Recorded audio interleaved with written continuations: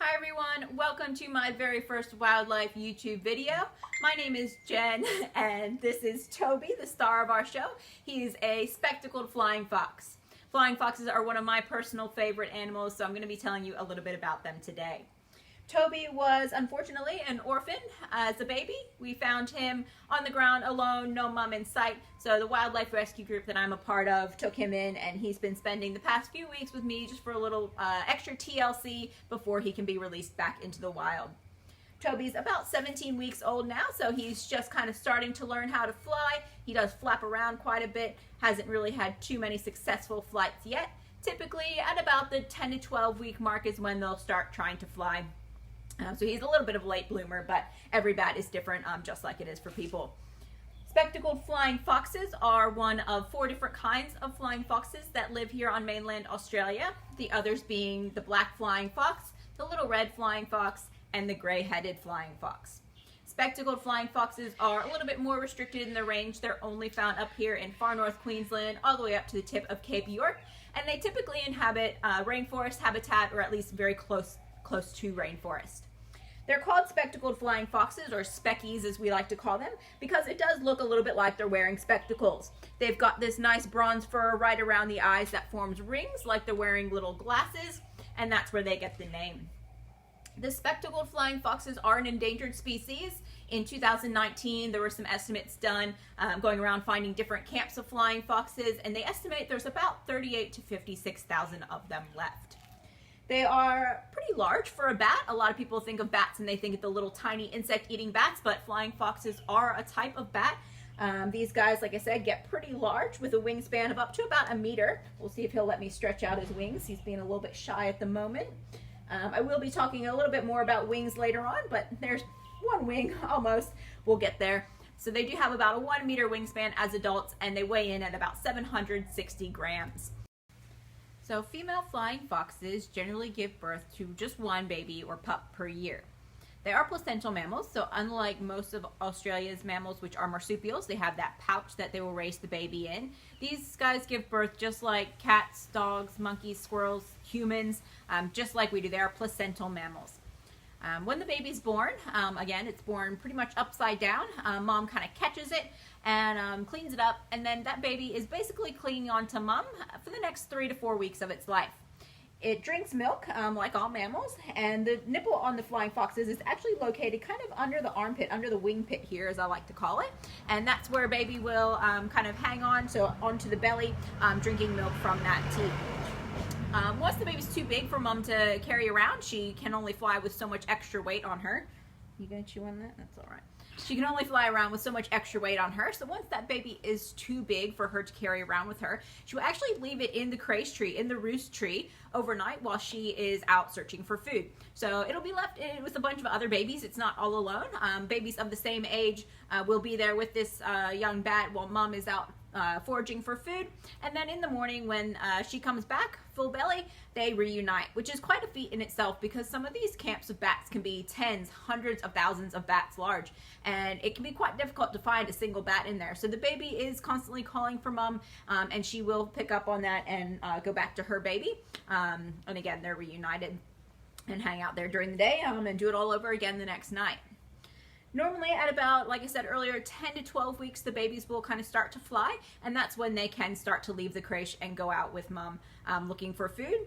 They will still rely on mom, on her milk, drinking until they're about 5 to 6 months old, until they're completely weaned.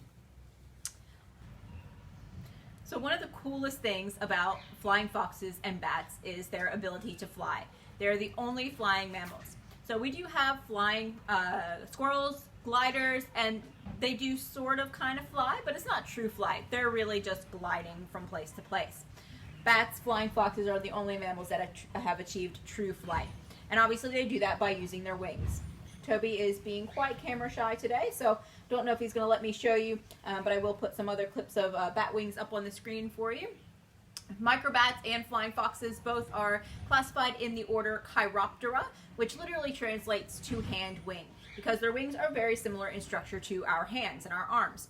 So on Toby, he's got the same arm structure as we do. He's got the shoulder, goes down the humerus to the elbow, and then the forearm, the radius and ulna, and then his fingers are quite elongated, but they're the same 5 fingers that we have, forming the bones up here. And again, he's not going to let me show you. This long one here, that's his thumb.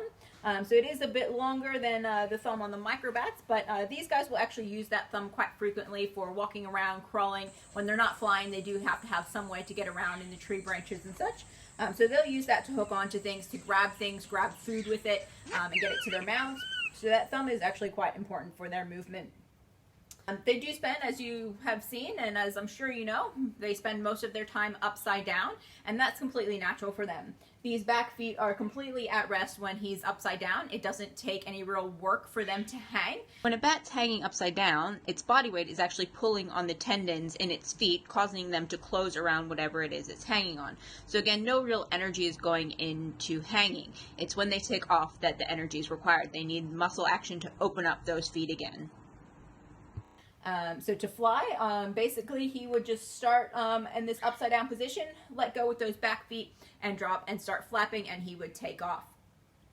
Now, interestingly, bats do have to start their flight from an elevated position. They can't take off from the ground. So bats on the ground are quite vulnerable, and they do need to get up to a higher place before they can take off. They do most things upside down, which seems really strange to us, but again, for the bats, it's completely natural. Everything from sleeping, eating, mating, even giving birth, they do all of this upside down. Drinking is one thing that they can do upside down.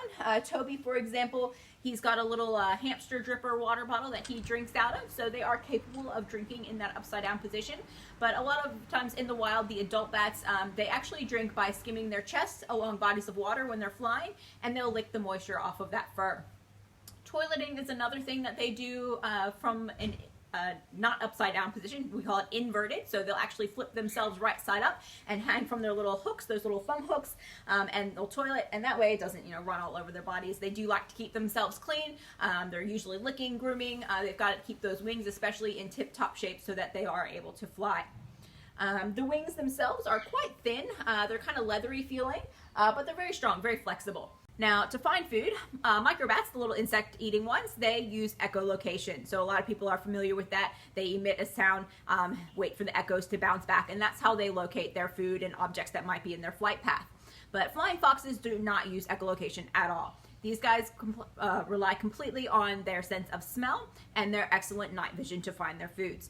Their food consists mostly of nectar, blossoms, flowers, leaves, fruits from a lot of native rainforest species such as eucalyptus, lily-pillies, melaleucas, banksias, figs, amongst others. And the reason these guys are so important for our ecosystem is that they are very important pollinators and seed dispersers of lots of different rainforest species.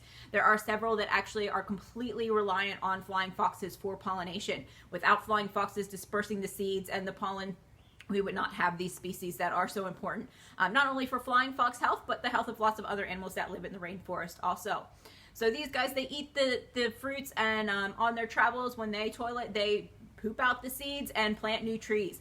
And they do the same with pollen. As they're eating the nectar in the flowers, they're getting little bits of pollen all over their fur, just like bees do when they're buzzing around the flowers. But what's different about these animals is that they take that pollen over great distances. These guys can travel many kilometers in one single night to find food. So they're taking that pollen a great distance away from that kind of parent tree, which allows for more genetic diversity in the ecosystem. So these guys are very important. They're keystone species for pollination and seed dispersal of lots of different rainforest plants. As more and more habitat gets cleared, flying foxes are moving farther and farther into urban areas, which does create some conflict with humans. They do have a little bit of a bad reputation. A lot of times people, when they think of bats, they think of them flying, getting all tangled in your hair. They think of vampires. They spread disease. Sometimes they're bad omens of death. So there is a lot of negative stigmas around bats.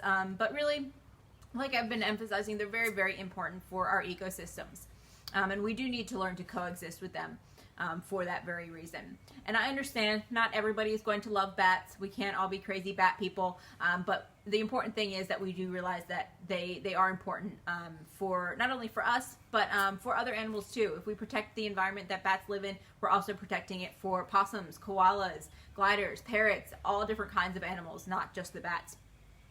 There's actually a slogan for koala conservation that says "No tree, no me," which is basically saying if we don't have trees, the eucalypt forests that support koalas, the koalas aren't going to have a habitat. We're not going to have any food for them to eat. And without the trees, the koalas won't be there anymore. For bats, it's kind of the reverse. No me, no tree. Without bats, a lot of our rainforest species will not be there. They don't have the bats dispersing the seeds, the pollen that they require for new growth. So we all need to do our part to protect bats because, again, they are so important for so many different plants, so many different rainforest species. But that being said, if you do see a bat in trouble, please don't go down and touch it. Like most animals, bats do carry their share of diseases. And as you can see, I'm wearing gloves. I'm wearing a long sleeve shirt so he doesn't really scratch me too much. Do not go up and touch a bat. They do have diseases that they could potentially pass on to you. I'm not saying be scared to death of every bat you see. If you don't touch it, there's no risk of you getting sick or injured from a bat. If you do see a bat in trouble, the best thing to do is call your local wildlife carers, and they'd be more than happy to come out and assist you. In order to care for bats like this, in order to handle them, you do need to have permits and licenses. You do need to be vaccinated against the diseases that they do carry. So it is important to keep your distance, but again, don't be scared of them. They're not going to hurt you. No touch, no risk. And again, they are very important animals to have around.